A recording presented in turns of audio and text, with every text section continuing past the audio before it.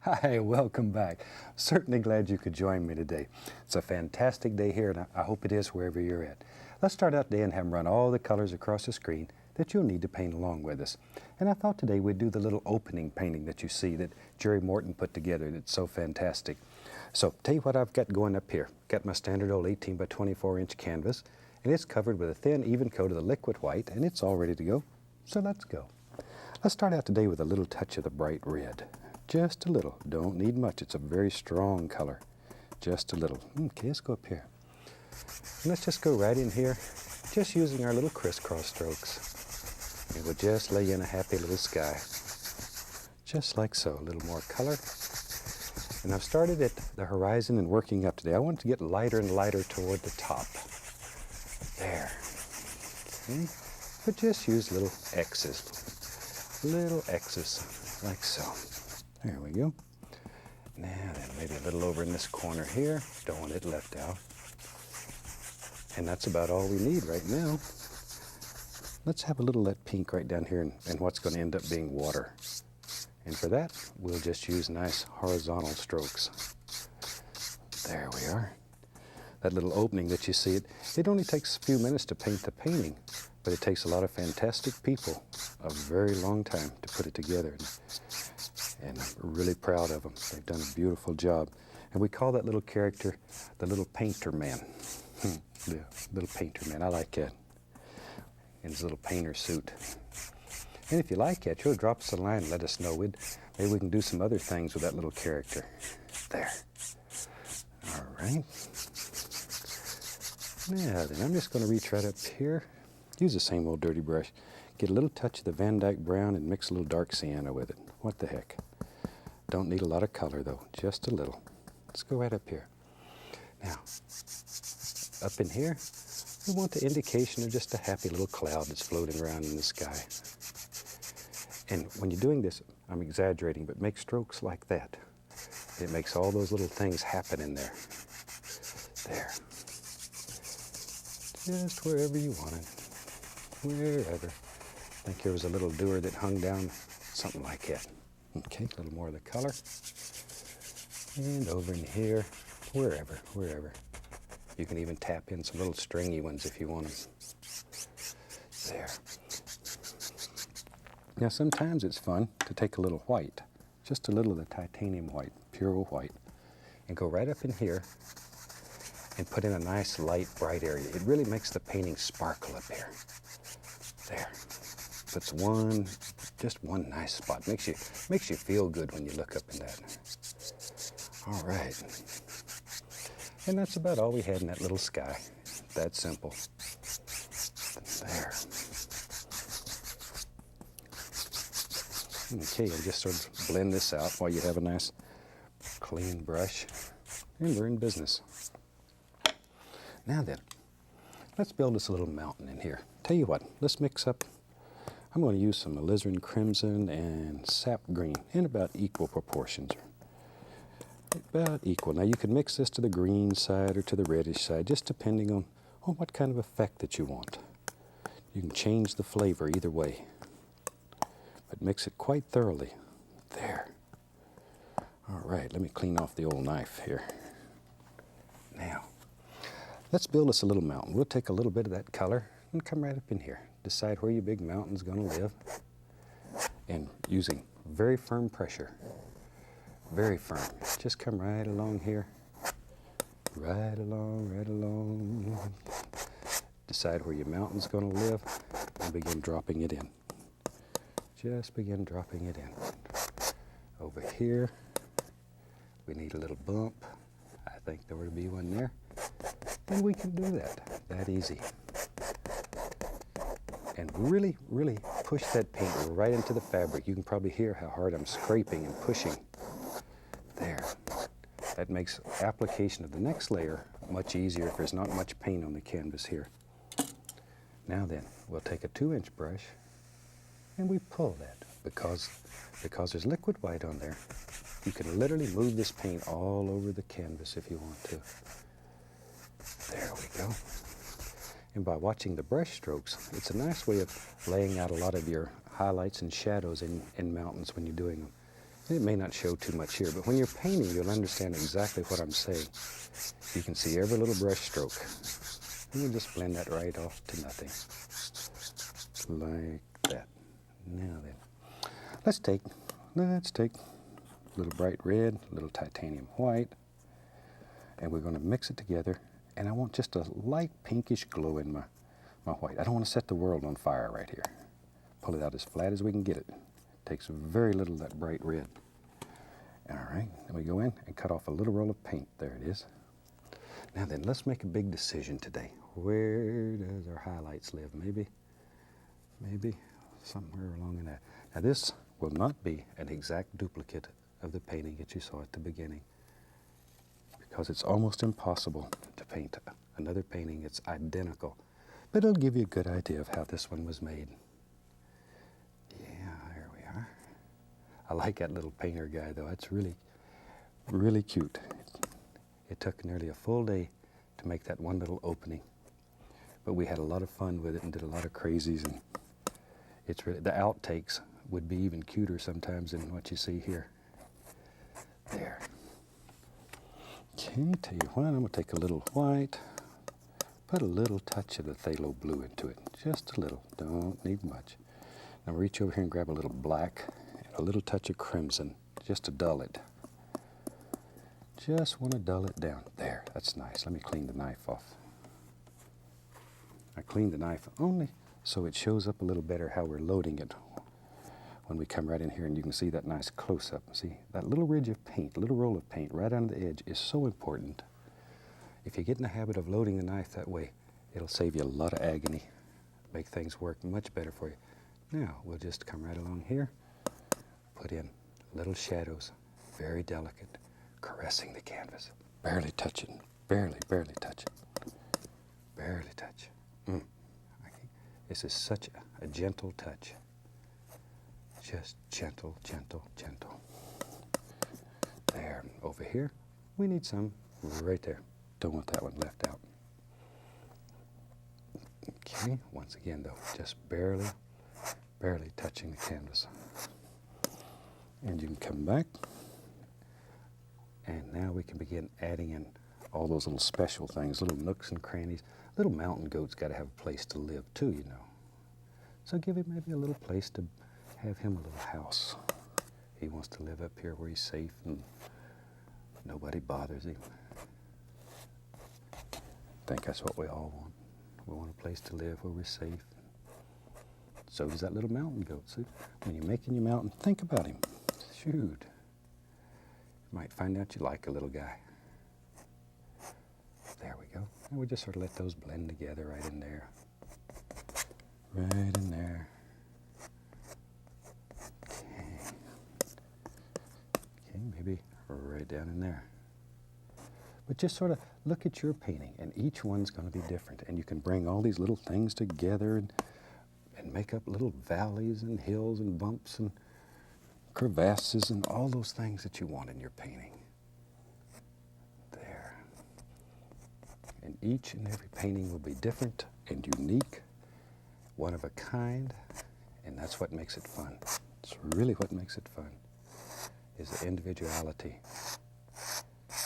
There. Okay, here and there. You can take just the least little touch of crimson and blue, make sort of a lavender color. Least little touch. Mostly crimson though. And you can put the indication here and there of some little dark areas. I'm using the small edge of the knife, or you could just use a small knife. There. Straighten up your edges the way you want them. Shoot, you're in business. Okay, take a clean, very dry brush. And I'm just going to tap this, being very sure to follow the angles. Lift upward. But always following those angles. Most important. Otherwise you'll destroy everything that you've done. And we don't want to destroy. We only want to diffuse. All we want to do is just diffuse. You can grab a little touch of that white sometime and pull it down, and it looks like there's a little light that spilled over the edge. There. That's so pretty. That's mountains. If you've ever seen my son Steve paint on one of the shows here. Mountains are his specialty. He makes some of the most beautiful mountains of anybody I've ever known in this technique.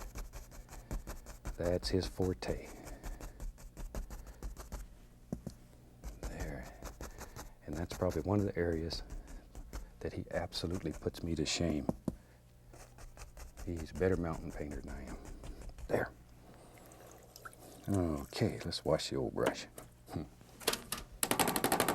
We got to get that cameraman over there that almost fell asleep. We'll get him. All right. Now then, we'll use some of that brownish color, like so. What do we paint? Let's use fan brush. Take a fan brush. We'll go right in there and load a little color on it. Maybe right there. There lives a happy little evergreen tree. There he is. There he is. See? We'll give him a little friend. Little friend. There. Maybe. Shoot, you know what happens if there's 2 trees? Pretty soon there's going to be 3, and then there's going to be 4. Then you're going to have a forest. Maybe back in here. We just take the brush and just tap in some little indications of some things in there. Not a great deal, just a little. There. Okay, maybe over here. Have a few more of these little indications. Now this brown, once again, that I'm using here was made from sap green and alizarin crimson. And this is a little touch to the green side. A little bit to the green side, not a lot. Maybe right there. Right there. We got a bigger one. There he is. See, you can just put as many or as few little trees in your world as you want. And everybody sees nature differently. So you make it the way that you see it. Don't just try to copy. Shoot. And down here, I'm going to have some reflections. All we're looking for is just some dark areas underneath right now. We'll come back and work on those in a minute. There. Let's take a 1-inch brush. Same old color. Same old color. Let's go right in here and just push in some little bushy areas. There. Once again, this is still to the green side. A little bit to the greenish side. There. Right on out to nothing. Okay. Take a 2-inch brush. Grab it and pull straight down. It's important that you pull straight down though. Straight down. There. And very gently come across. And we have instant reflections. I like it. That's sort of neat. Reflections are one of the neatest things that happens in this technique. Now then, let's begin putting some color in there. We'll take a little liquid white. We'll go right into some cad yellow. Maybe I'll grab a little sap green. Oh yeah, that's nice. A little sap green. Load a lot of color into the brush. Let's go up in here. And right in here, yep, lives a happy little bush. There it is. There he is. Maybe he's got a little friend over here. There. Go into a little touch of the yellow ochre. We'll put another one there. And just change these colors any way that makes you feel good. A little red there. I like his red. In this particular painting, I'm going to put a few little red things here and there. Just let them bounce in. There. Now, back to our 2-inch brush. Touch just the least little amount of that color. I want a little bit of it reflecting in the water. Ooh, that's nice. There, that is so nice. Okay, now we can take a little touch of our brown. And we come back in here. Just put a little land in. Just need a little bit of land. Don't want these little trees to fall off in the water and make a big splash. Scare the little beaver that lives out here. There. A little white, a little dark sienna. And we can come back. Put the indication of a few highlights here and there. Not a lot. It's too far away to see a lot of detail. Just a little. And you can take a fan brush with some of those same colors on it, the Indian yellow, yellow ochre, red, and pop in a few little things. And it breaks up this line here. Sort of brings everything together. A little touch of the liquid white. And the liquid white we'll use to cut in a little water line. Just act like you're trying to cut a hole right through the canvas. Just saw back and forth. And tilt the knife up and down, back and forth like that. And you'll be surprised at how well these little water lines just zip right off there. A few little ripples here and there. All right. Tell you what, we had some little trees on the side, so let's do them. I'll use that same old brown color that we have going here.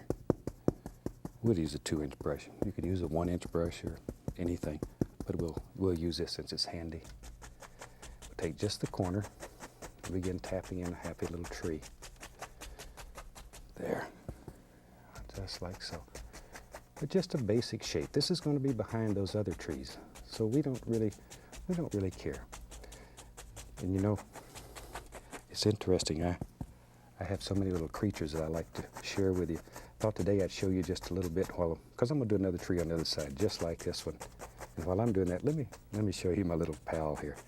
It's a little girl squirrel that lives with me. And she is the cutest little devil that you've ever seen. She's my friend. And she is absolutely precious. There, in just a few more weeks, she's going to be ready to go back to the wild, and I'm going to turn her loose right in my backyard. And maybe she'll build a nest and have some little kids back here, and maybe she'll bring them to see me. And little squirrels, boy, they like little kids. They get into everything, absolutely everything. Here she wanted to look at the headset and see what kind of music we were listening to. Now this is true stereo. I mean, this is getting into your music. I thought my son Steve really got into his music, but compared to that squirrel, no, he just sits around and listens. She literally gets into it. She is very cute, though. Now then, I'm just tapping in a tree over here. Maybe, I think there was some land area here. We could just use the same color and put in just some basic shapes. All we're doing here is just covering up the ground. There. Okay.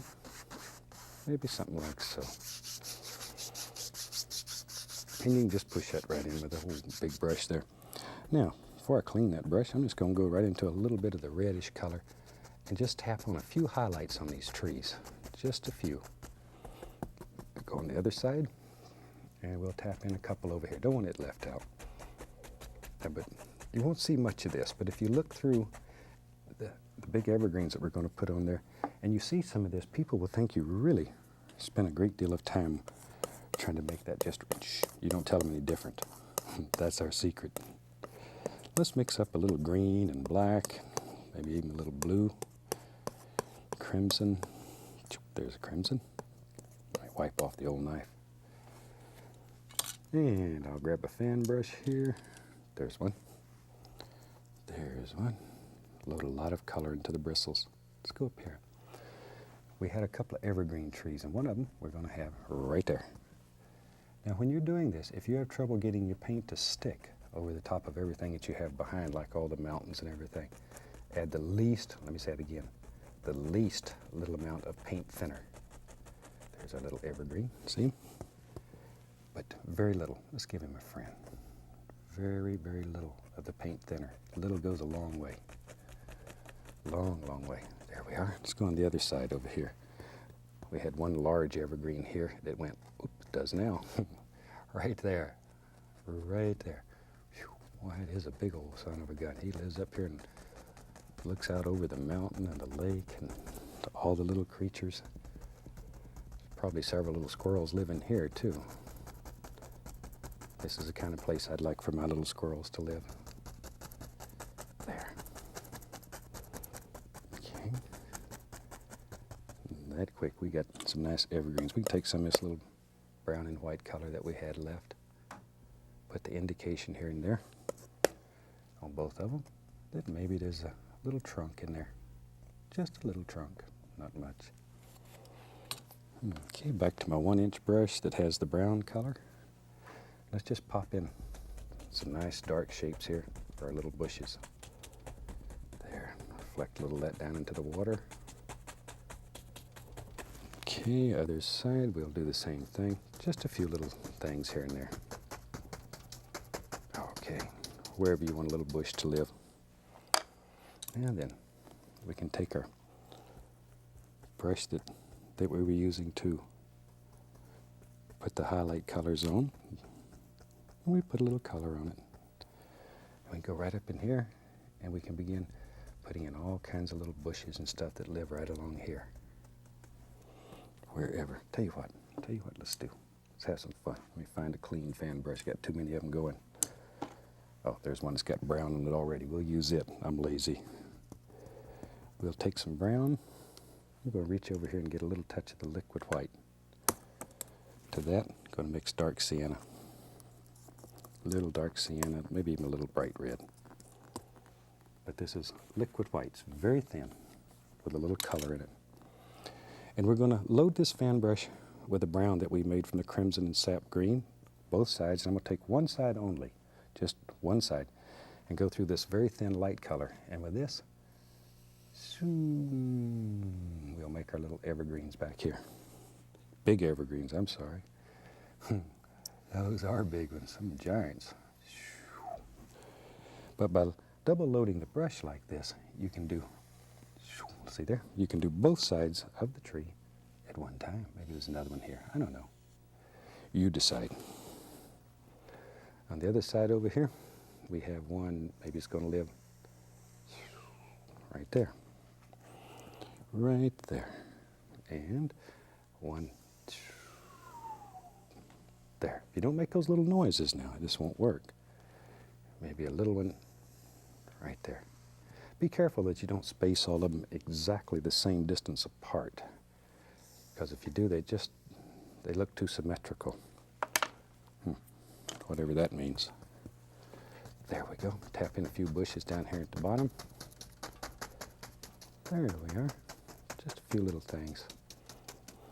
Now then, we find another fan brush. I got fan brushes going everywhere. That same greenish color that we used to make the evergreen. Take that and I'll push upward. Push upward with the corner of the fan brush. And just push in some nice little leaves and stuff and some little branches wherever you think they should live.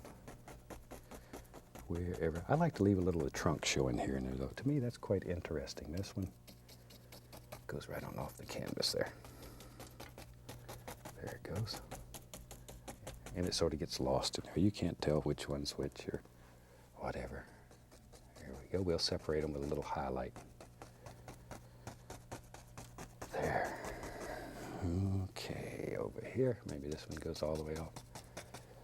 As I mentioned earlier, this is not going to be an exact duplicate of what you saw in the opening, but it will show you the way it was made. There. All right. Now we take another fan brush. I say I have several going. Put a little green on it here. There. And we can come along and put the indication of a few highlights on these trees. Don't want a lot. Just a few here and there. Just a few. Bloop, bloop. See them? And this is where you pick out your individual limbs and separate them, is with these highlights. Little on this one. Don't want him left out. All right, let's go over here on the other side. Put a few little ones over here. There we go. See them? Some on this one. Okay. Son of a gun. That's pretty nice trees being done that quick. We'll just take our 2-inch brush, pull that straight down, create the illusion of a nice reflection in there.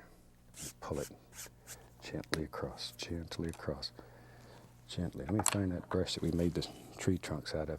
You can reflect those into the water also, just like that. And then pull them, see? But they're there. They are there. Now, a little bit of that brown. Got to have a little soil down here. There it is. Little touch of brown and white. Choom. There we go. A little bit of liquid white under there. There. Okay. Now go back into our brush that has all the colors on it, the highlight colors. Let's get a little touch of red. I want a little red. Ooh, ooh, ooh, that's pretty. Sometimes these colors are so pretty they almost hurt. There's a nice little bush, lives right there. And we'll give him a little friend right down here. Then you decide how many you want and where you want them. Over on this side, maybe back in here. Yep, you're right. There's one. There's one. Give him a little one there. A little bit of the nice red color, like it red. There's another one. And there's one in here. There, do one bush at a time, so don't get in too big a hurry. There we are. Just use the side of the brush. We can put in all kind of little weeds and stuff in there. Wherever. Let's see. Let me take my old fan brush. And you can bring this down, straighten this edge up. Make it look like there's a little protrusion out into the water here. A little bit of soil. And that's basically how we did the little painting that's in the opening. So I hope you try this. It'll give you a little challenge, but it's a very, very nice little painting that'll make you happy. Scrape in a few little sticks and twigs. Shoot. Think we have a finished painting. So from all of us here, I'd like to wish you happy painting and God bless, my friend.